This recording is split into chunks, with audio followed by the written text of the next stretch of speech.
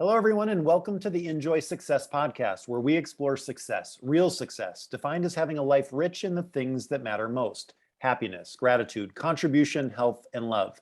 We interview people from all walks of life, all different backgrounds, careers, ages, etc. But the one thing they have in common is that they have created an extraordinary life for themselves. And through their stories, insights, successes, and failures, you will see that regardless of circumstances, we all have the power to create a life we truly love. I'm your host, Jeff Baeto, and if you're serious about your own personal growth and creating a life you truly love, this is the podcast for you. InJoy Success is dedicated to bringing you the most holistically successful people on the planet, not only to inspire you with their own stories, but to share their secrets on how you can literally create the life of your dreams. So make sure to subscribe to the channel so you never miss any of our episodes. My guest today is Dr. Don Hooper. Dr. Hooper is the Executive Director of School Research Nexus and the President and Founder of the Center for Quality Leadership, a business consulting firm that provides leadership management training. He's a Ph.D. in administrative leadership and was a school superintendent for over 25 years. Over the past 3 decades, Dr. Hooper has helped transform the lives of thousands of leaders by showing them how to turn their creative thoughts into organizational excellence and become strong, effective thought leaders in their chosen professions. He's also the author of the Amazon #1 bestseller, Power Thinking: Discovering the Unknown by Unlocking Your Brain. What I love about Dr. Hooper is that he has made it his life's work to not only understand the power of our thinking, but to share the tools needed to create a mindset that unlocks an unlimited creative potential in each one of us. His pragmatic approach will immediately have you wanting to experiment with his tools and see for yourself just what you are truly capable of. Just a few moments in his presence and you will know beyond a shadow of a doubt that how you think really is everything. It's an absolute honor to have him with us today. Dr. Hooper, welcome to the podcast. Hey, Jeff, thank you so much. Good to be here and look forward to listening to you. Well, I'm really excited to, I've been very much looking forward to having you on. So thanks so much for making the time. We like to jump right in. Can you share your definition of success with us, please? Well, there are many definitions out there. So a good one that I followed for many years is the progressive realization of a worthy predetermined self-goal. Now, I've learned over the years to add to that. First of all, what is a goal? What is a goal in the pecking order of accomplishment? Well, you start not with a goal. A goal is merely a milestone. It's a point of reference. You have to start with the why. So what's the why? Well, that's your purpose. So you have to live with purpose, on purpose.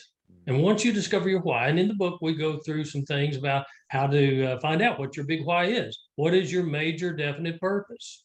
Then in your mind, using your creativity, you say, what's the journey I want to take?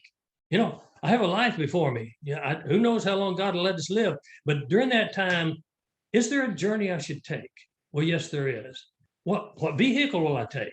That's the mission. So once you have the why, which is your purpose, and you have the vision of the journey you want to take, and the vehicle, that mission, then you set goals as milestones. Only after them do you have strategies and tactics, because they change. Why? Because some work for a while and then don't work. You change them again to accomplish that goal. So again, success, I think, is the progressive realization of a predetermined, worthwhile personal goal. That's beautiful. All those other things. That reminds me of the strangest secret in the world. Earl Nightingale. That was one of that changed my life literally as an 8th grader.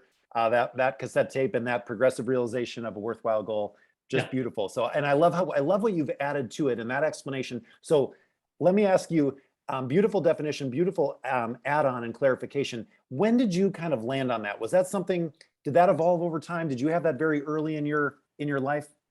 Well, the basic definition I had early in life, because I listened to Earl and a host of others. Never met him personally, but I personally met W. Clement Stone, Zig Ziglar, Warren Bennett. Zig was from your neck of the woods, right? Yeah. I'm sorry? Zig was from your neck of the woods, right? Yeah, he was. He actually came to speak at my school one time. Beautiful. Long story on that. But anyway, over time I got to thinking about that. So I was sitting on the back porch with a couple of my grandsons, and they're in college, and they were working on something called a plateau. And so I said, well, what's your purpose? And then they got to thinking about it, and they needed a catchphrase. So I said, how about on purpose with purpose? And then it caused me, because I was during the writing of the book at that time, So that caused me to think a lot more deeply about that. So I started doing a lot of research and what have you. And that's whenever I realized that pecking order. If you don't know the why, Yeah. should you be doing it? Now, so that's interesting. So the book, so that when you started writing the book, how many years ago is that? Because that's relatively recent, or no? Yeah, no, it just came out on June the 30th. The book came out, and what was, and how long ago were you writing it? Was that about 2 years. yeah, it's a process. I mean, That's I why. worked on it all the time, but it's like sanding a wooden egg. Yeah. How do you know when you're finished? Oh, I love that. I love that analogy. But you have had success on, against that kind of same definition for many decades prior to that. So was it that it just crystallized in the words as you were writing, and then you were able to kind of look back and say, well, I've actually been doing that in my life? Or as you looked back, could you catch certain times where you had goals, but you didn't? I mean, was there any kind of like, how did you reflect on that as you started to put words to it? Yeah. Well, there's so much out there on goal setting. It has been for decades, Yeah. For years. It's been almost 100 years since Napoleon Hill first wrote his book on, Think and Grow Rich. I think it came out in 1937, perhaps, but he did a lot of other work. So I was early on, as a young person exposed to these things, got to thinking about it. So you carry around this head knowledge. But what do you do to develop understanding and the wisdom? So Russell Acuff, the Art of Problem Solving author, I got to meet him, sit down with him before a meeting one time, have a one-on-one conversation. And he was talking about the journey from data to wisdom. This is also in the book too, a reference, of course, to Russell. But data is just an inert object, and it's short-lived. People talk about a data-driven decision. Why would you do that? Why would you let an inert object? So when you piece data together, you might have some information. That information could lead to knowledge, which is also short-lived because you learn new things all the time. But with application, you may develop an understanding. That's deep thought. And with that, you can develop wisdom, which is, should I be doing this? When should I be doing this? Why should I be doing it then? So you don't just come up with something and that's it. You think about it deeply over time. So in the process of writing the book and thinking about how could I write something that would be wise, not just a pump up, feel good dopamine rush for somebody to, wow, this is great. Well, what did it mean? How do I use it? So I tried to bring some things in there, but then give the practical application. I really love that about your approach, because I do believe there's, it's nice. It feels good when people pump us up, and it's a very just part of it. And so you've really taken that tactical approach of like, then from this to this. And so what I'm curious, because as a lifelong educator, being in the world, you've just really dedicated your life to making sure that what's in us can come out. And so when did you have your purpose, and kind of as you look back, like how did you come to be you, like in the beginning? If you look back, are there moments, are there things that really kind of triggered a direction for you as you now a subject of your own book? Well, I mean, do you really want to hear this story? I mean, look, the hair is great. So I've been around a long time. So, yeah, but to get to your question, I remember in the 5th grade, teacher asked me to help an adjoining student. I guess I must have finished my work or something, but I really loved and enjoyed that. So that was kind of my call into education. When I graduated from high school, I got an award from the Classroom Teacher Association, Most Promising Boy Future Teacher. I think it had about a semester scholarship to it, to a local community college. So I did that. And then I was on the way to be a Ph.D. in mathematics, and got hired to teach mathematics at the high school without a degree. Why? Shortage of math teachers. I had about 90 hours. Most of them were in mathematics. And so I drove back and forth each morning to university, which is about 30 miles away, and then taught the last 5 periods of the day out of a 7-period day, and back 3 nights a week till I finished the degree. And then started coaching slide rule and number sense, and having some great fun with that, and watching kids really excel. And then they invited me into administration, became superintendent of schools at age 28, the youngest one in the state of Texas. Wow. And Was there 25 years, university professor, inspired by an article that I read once, and that was from 1970 to 1980, doubled the number of doctor's degrees and superintendents. So that's whenever I decided to get the doctor's degree. Listening to Dennis Waitley, he had a Ph.D. I said, hey, why not a Ph.D.? So I got the Ph.D., did it in leadership and management. So part of it is out of the administrative department, and a lot of it was out of the College of Business. So I got very interested in systems, tools, processes. Like I say, I met W. Edwards Deming personally, as well as Joseph Duran. Each of them told me this is the 21st century will be the quality century.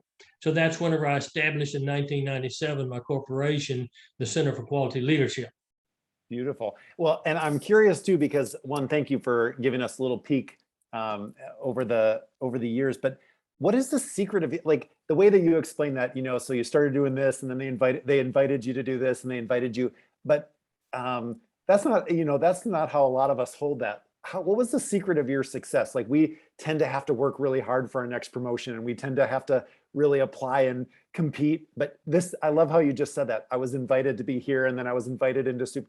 What was the secret of your success as you look back and getting to be the youngest superintendent in the state, and then the decades that followed that? Well, having friends that knew you and believed in you and recommended you, that always helps a lot. And then not just living in the joy of the accomplishment, but seeing what you could do. What could you learn? What could you do to help other people? And then where could you go next? And that hunger just always kind of propelled me along to try to find out more and more. I guess, like you say, lifelong learner. Well, I just love learning. And even today, I still do. So, but you couple that lifelong learning, you couple with helping others, right? Like from that 5th grade example, there was something about you learned something and then you could immediately share and support someone else in their growth. So it feels like it's a 1-2 punch in that, right? Like lifelong learning, service to others. Is that kind of the formula? Couldn't have said it better, Jeff. It's beautiful to see it in action and to see a life spent with that as kind of the guiding principle or the North Star. So very beautiful. I just want everyone to hear that, because we do hear a lot about, kind of the importance of a growth mindset. But I think that other part of as well as have a growth mindset, but then make sure that we're using it in a way that is of service to others and making sure we're supporting as many people as we can, which you've done as a career, as a mission. So moving forward, now you write the book, Power Thinking. Can you give us just a little backdrop on the overview of this, of your work? Yeah, well, as you noted, I'm the executive director of the School Research Nexus. So over the years, some of the companies that would come in to support the learning there, one of them was Scientific Learning Corporation. And Mike Mersnick, who was a part of that corporation, was the one who discovered and has documented brain plasticity. They also talked about neurology and the neuroscience that was behind it. So that kind of sparked a new area of growth. And so as I would sit around and talk with people, my first thought was, I'm going to write this book called Power Thinking for Success. Well, yeah, it's so last century. But what is 21st century? Look at all the new stuff that we have. What do we know about the brain that we didn't know before? So I started going deep into that research, and I think the neuroscience kind of drove a lot of it. Chapter 1 is maybe a layman's approach to discovering exactly how the brain works, because after all, the brain is the seat of thought, and thought is so powerful. What is an attitude? It's a habit of thought. Yeah. In your research, in your time, in your discussions, what are 1 or 2 of the most interesting things that you learned about the brain or how we think? What popped to the surface as that really were kind of like, oh my goodness, that makes sense, or that's really amazing to understand this point? Well, I think just the neuroscience and everything is being discovered, the fact that there are chemicals in the brain, the fact that there's electrical impulses throughout the brain to the central nervous system. You think about it, look, I'm filled with chemicals. I got electricity in me. I'm not even plugged into a wall socket anywhere. I mean, it's amazing how God created us, right? Yeah. But understanding how all of that works, and then realizing that through your control of your own thoughts, you can determine the happy chemical release in your brain or the unhappy. So, the dopamine, that's like anticipation. Wow, I can't wait. I walk into the restaurant, I smell it. That food's going to be so good. And then I've got friends around me. So the serotonin is there, the oxytocin, which is the love thing. And then all of a sudden somebody shows up with a weapon. What happened then? Cortisol. That's the pain. So cortisol, you can control. And then the other thing I learned throughout my time is having met people like Mark Devine, who is a Navy SEAL commander for 20 years, talked about the unbeatable mind, how to control your mind, what the Navy SEALs do in a conflict situation like that with boxed breathing, more oxygenation to the brain.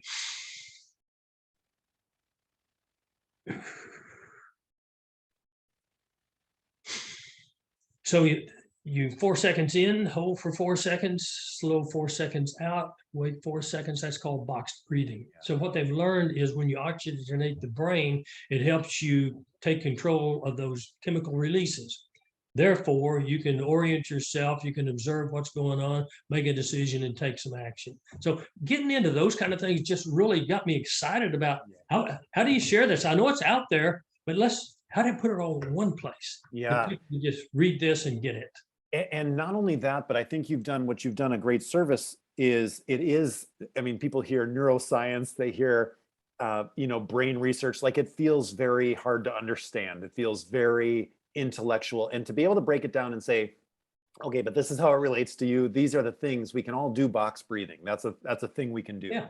And you also outline a whole bunch of things we can do. And I also like the idea of unlocking our potential. Is there something that you've felt just I love your perspective on, what does that mean in terms of, I think we love the idea of it, but what have you seen when humans really get, or individuals really get that there is more to them than they previously realized? That's the thing right there, Jeff. There's more to all of us than what we realize. We get caught up in the echo chamber. Everybody trying to feed us thoughts and influence to sound like they want us to sound, interpret the way they want us to interpret. But really and truly, we have the one thing that we can totally control: our thoughts. And with those thoughts, you can do magnificent things. So I reference in the book too, what happened back in, 1913, perhaps it was it the Wright brothers that took off from Kitty Hawk? Nobody thought we could fly. And here they took this heavier than air machine and flew it for a while. 100 years later, 3 billionaires paid their own way to take people to space, going where no man has gone before. Wasn't it William Shatner in his 90s that took one of those rides? Yeah. That's amazing. Here's the whole point. Yeah. How would we have ever gotten there if they hadn't unlocked their brain? They went through childhood, adolescence, just like us. What made them different? Was it race? Was it gender? What was it? It was their thought power. Now, what you're speaking truth. I know we all get it it hits somewhere inside of us that we know what you're saying is true, and yet most of us struggle on a very personal basis, like a daily basis, with controlling our thoughts. As you mentioned, the one thing that we could have total control over, and yet, maybe a handful of people on the planet really could be like, why do we struggle so much with this? What's kind of at the heart of the challenge for people to really get clear on being able to control their thoughts? Mental junk food. It's everywhere. Everybody's trying to stimulate your thoughts for the way they want you to think. But when you learn how to do deep thought and how to use critical analysis, do your own thinking, it's amazing the truth that you can discover. So here's a little phrase. What could you be thinking about if you weren't thinking about something else? And then we talk about mindset, fixed mindset. We talk about the open mindset. Carol Dweck in her book, she talked a lot about those two basic categories. But then we talk about how do you set your mind to do something? So a set mind is not all bad. The question is, what do you have it set on? What is it set on? I was just thinking about that, like mindset. Like we use that word quite a bit, but where is my mind set? And so I really appreciate that, is it on something? Is it set on something that is propelling me forward, or is it set on something that is stuck in the past or not something that I would actually like to be creating? Yeah. So you talked about goal setting a while ago. That's somebody setting their mind to accomplish something. Although one of the things that I learned in first principles thinking and things like that, rather than setting a goal, how about determining what you want and create it as a problem to be solved? Because we're better at problem solving than we are at knowing exactly what are the tiny steps that we should take to reach a goal. Only then by breaking it down do you know. So can you give an example of, because I think this is really powerful. I want to make sure. So instead of setting a goal, state it as a problem to be solved. Is there an example that comes to mind where we could see the difference of this is what a person typically does in setting their goal, and here's how you might coach them to rephrase it as a problem? Yeah, it's fine to list it as a goal, but then as you approach it, I see. turn it into a problem statement that's to be solved. And therefore, let's take the basic 5 levels of why. That's a quick, easy one that basically everyone can understand, and it's in the book too. The fishbone diagram's in there. I mean, there are lots of them out there. You can't put them all in one spot. But here's an example. Most of us have been around some small children, let's say age 3. What's one of their favorite questions? Why? What's that? Why? Well, why is that? Well, if you do that 5 times and you list all of those and treat each of them that and take each of those answers, you will get to a root cause. And once you know a root cause, how do you then build it? In other words, reverse engineer it to accomplish what you want. Now, all of a sudden, this goal that you framed as a problem that you've used these thinking tools gives you great clarity. Clarity is your friend. Yeah. You can take action on clarity. I think this has come up now a couple of times. It's just really powerful. This idea of a clear mind can take action. A confused mind doesn't. And I think we hear that in marketing a lot. Don't give people, but it's true in creating a life in creating a life that we really desire as well. We want, if we can, get clear on the why, which is where you started with your definition of success, is really getting to that. Right. Then the clarity on the action steps are going to be much easier to get to, instead of, I think I want this, but I'm not sure why. I haven't attached that to a mission or a vision or any of those other things. Is that what I'm? I believe you're saying it right, Jeff. Okay. That's beautiful. So, and I hope everybody listening to that as well, because there is a lot of talk about goals, and I think some of it's inspiring and some of it I think is daunting. And this idea of what we actually want, 5 layers deep or however we get there. But have you ever seen, I feel like I've seen this experience. People say they want one thing, by the time they get down to that level and they get to the emotion or the feeling or the experience that they actually want to have, it may or may not be that thing. It may be, but it may not be. And there might be a bunch of different ways to create that deeper why.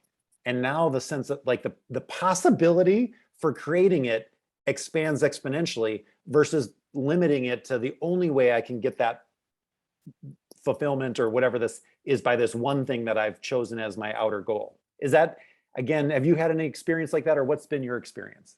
Yeah, when you go deeper on that, Jeff, I mean, we all face exactly what you just described. But one of the things I developed was a priority heat map. So there are certain levels. I'm going to think about it. I'm going to try it. Do I really want this? And so I contrast it with, what is your top priority? And are you all in? What's your level of commitment that you're willing to make? Because sometimes we think we have a goal, we're not committed to it, which is fine. This is a good point you make consistently, is like, and so keep going, because I really want people to, our level of commitment is a really important success factor, right? So as we're headed towards something. It is. And that's also based upon your desire. Is this something I think I want? How do I know what I really want? And what emotions am I going through? And then where's willpower? And so in the book, I've got the priority heat map. I also have the one on willpower that lets you know if you have the strength of will to accomplish anything. Because whatever you conceive and believe, you can achieve with a positive mental attitude based upon willpower. Now, again, this willpower seems like a muscle that most of us are not. Is it, first of all, is it a muscle or is it something innate? Is it something that if we actually knew ourselves, we would know deeply what we're committed to? Or is it something that we can build as a muscle and then focus it in a certain direction if we so choose?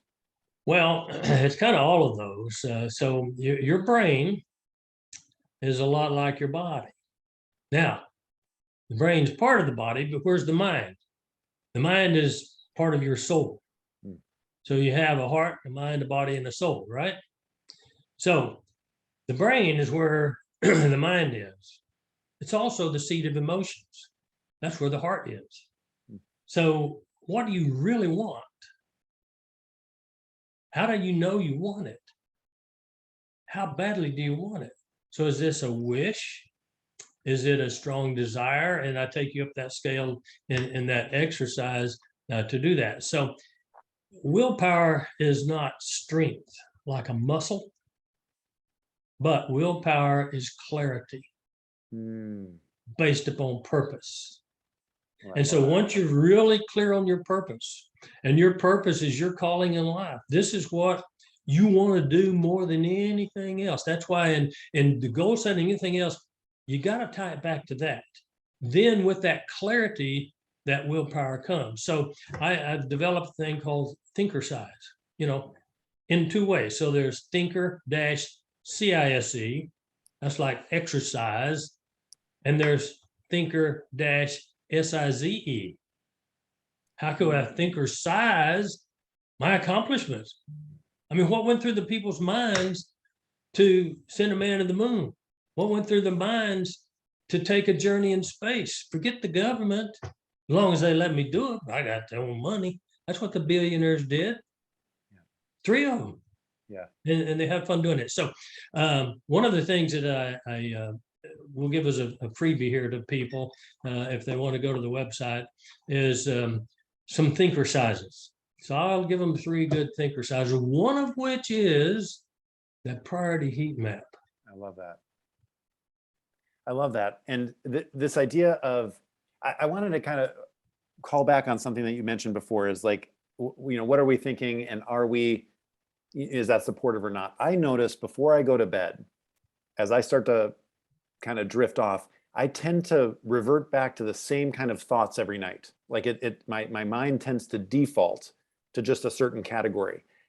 And it's not necessarily the most productive way for me to head to bed. And what I'm curious about is, do you see habitual thinking in people? Is there like, are we all prone to that? And then is there, by following some of these thinker sizes and some of the other different tools that you provide, is what you're saying is there's a possibility that I could then create or choose that window, or whenever I'm thinking, I'm putting more creative juice into that space than just allowing it to default to whatever I've habitually thought in the past. Yeah. So there are neural pathways. So the way you develop a neural pathway is kind of like walking a grassy field. You leave some footprints behind. But every day you walk that, pretty soon the grass quits growing during your pathway. And then if you have a friend with you, you're going with you, that gets wider, eventually you could put a paved highway there. But what happens if you quit walking that pathway? The grass grows back. So this is the law of use and disuse. So your neural pathways can be created. They can also be atrophied. This is how people change from bad habits to good habits. So if you're having something that you're not necessarily pleased with in your go to bed routine, guess what? You have the control of your mind. You can develop a new routine. And then the more you do that routine, the more it becomes a habit. So you sow a thought, you reap an action. You sow an action, you reap a character. You sow a character, you reap a destiny. So you literally can determine your new destiny just by the power of your thoughts. So giving some thought to that, you can do it. That's beautiful. I'm committed. I am committed. That's something I very much want. So I'm excited to see how that unfolds for me. And the other thing that I personally am just very curious about your experience. You've worked with tens of thousands of people, hundreds of thousands of people. Do most of us have access to what we really want? Like your your vision, your mission, you seem to be have been clear on early, and it's only grown. Like it's only kind of expanded in this idea of educating, serving, helping people unlock, but it's been in this from very early. It seems like you were clear on it, right? That certainty and that clarity. Do you find humans mostly know what they actually really, really want, their guiding principle or their top priority, I think as you mentioned, or is that something that is often very different? Some people know it early, some people don't find it until later. What has been your kind of experience with that? In talking with a lot of people, there are various ages whenever it comes to them, but you usually kind of know. But you have to have the thinking tools and the thinking skills. I talk about remode, remodel, and reload your thought process in the book, because your mode is your approach to thinking. So you probably approach thinking based upon the environment that you're in. The family unit is one of the most important units around. It indeed is the unit that keeps nations free. So family unit's very, very important, but also that encouragement, people encourage you to look elsewhere, friendships that you develop, things that you listen to. If you're willing to take charge of your mind, you can do it. So there's a quote by Thomas Edison. You ready for it? Yeah, lay it on me. Okay. 5% of the population are thinkers. The next 10% think they're thinkers. 85% would rather die than think. So I was explaining this to one of my granddaughters, and she said, "But Granddaddy, 50% of the population think they're in the 5%." Oh, yeah.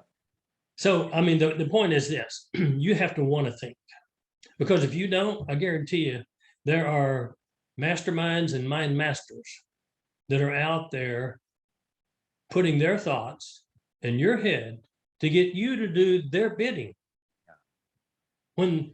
What did they do? They took control of their brain, then took control of their thought. Now they want to control yours. Free people are independent thinkers. They use critical analysis. They get out of that echo chamber of everybody's doing this. Yeah, well, why? That book called The Emperor Has No Clothes? Yeah. That's a great little story there. Because of the mindset, the group think that was there, and all of a sudden this innocent little child looks up and says, Emperor's got no clothes. So we need independent thinkers. I love that. And you speak a lot, or have mentioned how important your family is, and you have a very tight relationship, which is awesome. As a parent, I would just love to hear. We have a 7-year-old. I think a lot of our listeners have children. Is there a way that you found, or a piece of advice in terms of imparting this critical thinking and this openness? And just as for your children, your grandchildren, is there something that you've seen work cultivating that as a parent or grandparent? So now you want me to be real vulnerable, huh? I would like it. I think you're ready. Let's do it. Okay. So I'll just tell you a story. Make of it what you wish. But I'm a man of faith. So whenever I was young, I prayed to God to bring me the woman that I could love in the real true way of marriage. So when I was 20, I met this woman. She was 18. We got married. We had 5 children. We have 20 grandchildren. We have 7 great-grandchildren and counting. So that's how family became very important. But one of the things we did, even though I was superintendent of schools, which is a very demanding job, my wife and I, we would get up and she would fix the breakfast, and we would sit with the table and have a brief devotional, just real brief, maybe memorize a scripture this week, right? And then the kids would repeat that. And then we would take them to church. We would involve them in activities. I'm an Eagle Scout. My son's an Eagle Scout. I've got 2 grandsons, Eagle Scouts, got 3 brothers, Eagle Scouts, coached the Little League, and we got involved in, she was den mother. So we did all these things, but it was all about the core family, right? So in talking with that, that's why now I can sit on the back porch with college-age grandchildren who are asking me these questions, and we're talking about things that neither one of us had thought about. That's kind of the mastermind alliance. 2 minds come together, come up with an idea, that's very powerful that neither of the minds would have done separately. You get to do that with family. You get to impart these values of, look, you are created free. You should be free, but you need to think. You need to develop those thinking powers. Be careful what you think, because we become what we think about. And as my daddy used to tell me, son, you got to keep your mind on your business. That's the way he put it to me. So, you took me on this journey. I'm sorry, I'm just kind of rambling here, but No, I love it. That's how it got there. So what I heard from that too is there's first the importance that really, despite a very demanding career and all of that, that family still, you made it a priority, and they knew you made it a priority. There was a commitment between you and your wife. Family's important, and you guys showed up. Like that was an element. Then there was this conscious thinking. What are we imparting? What values are we imparting? What are we providing as the space, with those values being critical think? Like you provided space for that growing up for the kids, and they were also seeing it being modeled by you and your wife as parents. So it's a little combination of that. It's beautiful, because I think that is it seems like possibly the most beautiful image of the generations being able to connect, which often we don't, right? We don't have that. That's not something we typically, default to, where everyone gets along with their parents or their grandparents, or we look forward to those conversations. We do it, but how beautiful to be able to sit on a back porch. That sounds, I'm getting this image of this, have a real beautiful, deep conversation where both parties leave feeling like they've learned something, like they've gotten some new ideas. It's not just, which is also beautiful. Like, even though you've got all this wisdom, all this experience, the way you presented that, it wasn't that you were just imparting wisdom unilaterally. Like, it was something where you were having a true conversation and open to their insights as well, and open to their thoughts, which then became a beautiful experience for both of you growing. Yeah, you're exactly right, Jeff. And I was just reminded, as I would take the kids to school, I would repeat a few things for them. Like, I want to think sharp, feel sharp, and be sharp. I am enthusiastic. I am enthusiastic. I am enthusiastic. Some things like that, little mantras that just kind of naturally came out. I still remember when I was teaching at the university as an adjunct professor, at the end of the semester, a couple of the students were back there snickering. I said, "What are you guys talking about?" He said, "Oh, we've written down all these Hooperisms." Hooperisms, I love it. And I don't even know I've said them. That's fun. And I think that I would be curious asking your kids someday, or your grandkids, like what they remember, and if how many of those Hooperisms are things that they just have on the tip of their tongue too, that they went in and it's just now a part of them, and it's helped create that environment and that dynamic that you just shared so beautifully. So thank you for that. And that. they've done the same thing with their children. Yeah, it's beautiful. And I think as we're all listening, like, this is important not only for us unlocking the potential in our own lives. Like, everyone, we start with us, that's important. But as you've kind of laid it out, and I think the example that you're being in the world is that this goes beyond us as an individual. It goes to our partners. It goes to our coworkers, our team members. It goes to our kids. It goes to the and all of a sudden, if we start to watch that ripple effect, I'm getting chills. I can feel a community, a country, a world where what's possible starts to be a very juicy conversation and a really beautiful exploration, because we believe, and we know, it's not even a belief, we know that we have this power to create by being in more control of our thoughts, and by doing the deep thinking that you're encouraging and inviting us to do. Right. And I also did that when I was superintendent of schools with my administrative team. I told them, this is like family. It's all of us for each of us. We're all going to help each other. We're going to lead together. We're going to learn together.